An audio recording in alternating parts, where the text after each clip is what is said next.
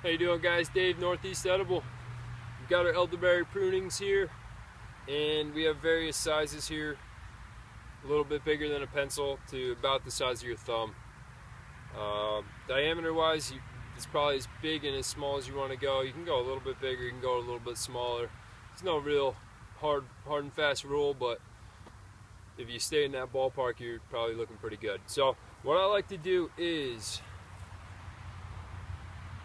leave a node here on each cutting, and right here I'm probably going to do 3 cuttings right here, just because you don't always get 100% take. We chose this place because it's got full sun, full southern sun here. These bushes, these shrubs, we've got a couple dead ones here. The dead ones are going to get pulled in the spring, possibly these guys here.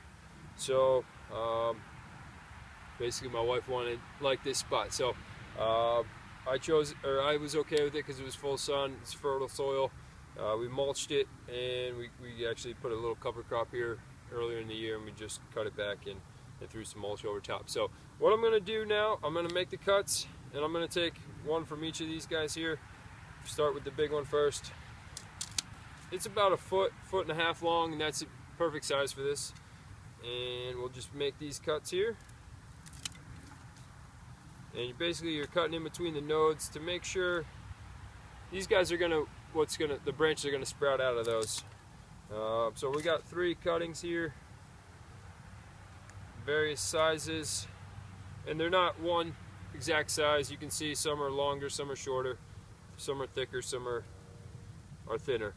So we're gonna we've got our rooting hormone here. I mix it up, diluted it with water. I'll give you the instructions on that on the blog there.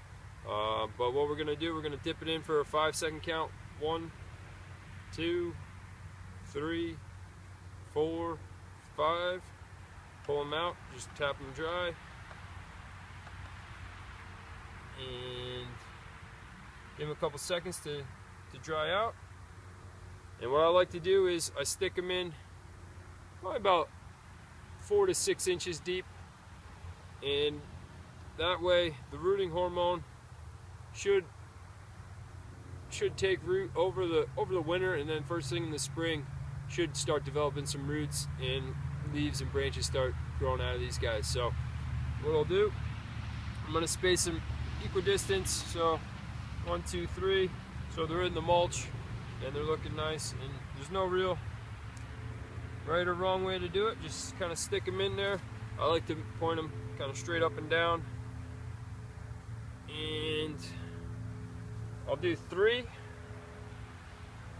and best case scenario, all 3 root, and I have a problem in the spring, and I'll pull one up and transplant it to a different spot.